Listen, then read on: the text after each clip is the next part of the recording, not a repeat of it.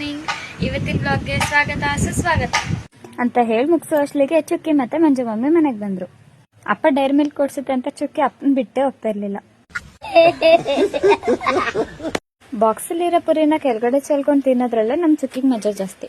ಆಮೇಲೆ ನಮ್ ಚುಕ್ಕಿ ಮೆಹಂದಿ ಬಿಡಿಸ್ತೀನಿ ಅಂತ ಸ್ಕೆಚ್ ಪೆನ್ ಎತ್ಕೊಂಡು ಮೆಹಂದಿ ಬಿಡ್ಸಕ್ ಸ್ಟಾರ್ಟ್ ಮಾಡಿದ್ಲು. ಬಿಡಿಸ್ಬೇಡ ಅಂದಿದ್ದಕ್ಕೆ ಅವಳು ಏನಂದ್ಲು ಗೊತ್ತಾ? ಯಾಕೋ ಈ ನಡುವೆ ನಮ್ಮ ಮನೇಲಿ ಎಲ್ಲರೂ ಮೆಹಂದಿ ಆರ್ಟಿಸ್ಟ್ ಆಗ್ತಿದ್ದಾರೆ. ನಮ್ಮ ಅಣ್ಣ ಅವಾಗ ಬಿಡಿಸಿದ್ದ, ನಮ್ ಚುಕ್ಕಿ ಇವಾಗ ಬಿಡಿಸ್ತಿದ್ದಾಳೆ. ಆಮೇಲೆ ಮಧ್ಯಾಹ್ನ 1 ಗಂಟೆ ಅಷ್ಟರಲ್ಲಿ ಅಣ್ಣ ಮನೆಗೆ ಬಂದಿದ್ದ. ಅವನೊಬ್ನೇ ಬಂದಿರ್ಲಿಲ್ಲ, ಬೇಜಾನ್ ತಿಂಡಿಗಳು ತಗೋ ಬಂದಿದ್ದ. ಶಿವ ಪಾರ್ವತಿ ಡ್ರಾಯಿಂಗ್ ಬಿಡ್ಸೋಣ ಅಂತ ಔಟ್ಲೈನ್ ಹಾಕೋ ಅಷ್ಟೊತ್ತಿಗೆ ಅಕ್ಕ ಬೆಂಗಳೂರಿಗೆ ಬಂದಿದ್ಲು. ಅದಕ್ಕೆ ನಾನು ಚುಕ್ಕಿ ಅಣ್ಣ 3 ಜನನು ಅವಳನ್ನ ಕರ್ಕೊ ಬರಕ್ಕೆ ಅಂತ ಹೋದ್ವಿ. ಗೀತು ಬಂದಿದ್ರ ಜೊತೆಗೆ ನನ್ನ ಫೇವ್ರೇಟ್ ಜೋಳ ಕೂಡ ತಗೋ ಬಂದಿದ್ಲು. ಅಂಬಾಸೆಟ್ಟು ಅಂತ ದೇವಸ್ಥಾನಕ್ಕೆ ಹೋಗಿ ಪ್ರಸಾದ ತಿನ್ಕೊಂಡ್ ಮನೆಗ್ ಬಂದ್ವಿ. ದೇವಸ್ಥಾನದಿಂದ ಬಂದು ನಾನು ಪೇಂಟಿಂಗ್ ಮುಗಿಸಿದೆ. ಈ ಸತಿ ಆದ್ರೂ ಕಮೆಂಟ್ ಮಾಡಿ ಹೇಳಿ ಪೇಂಟಿಂಗ್ ಹೆಂಗ್ ಬಂದಿದೆ ಅಂತ. ರಾತ್ರಿ ಚಿತ್ತಪ್ಪಾಜಿ ಮದ್ವೆದು ವಿಡಿಯೋನ ಟಿವಿಲಿ ನೋಡ್ಬೇಕಾದ್ರೆ ಒಂದ್ ಅದ್ಭುತ ದೃಶ್ಯ ಕಾಣ್ತು. ಅದೇನಂದ್ರೆ ನಮ್ಮಮ್ಮ ನೋಡಿ ಸೇಮ್ ನನ್ ತರನೇ ಇದಾರಲ್ಲ, ಇವಾಗ ಹೆಂಗಿದ್ದಾರೆ ನೋಡಿ.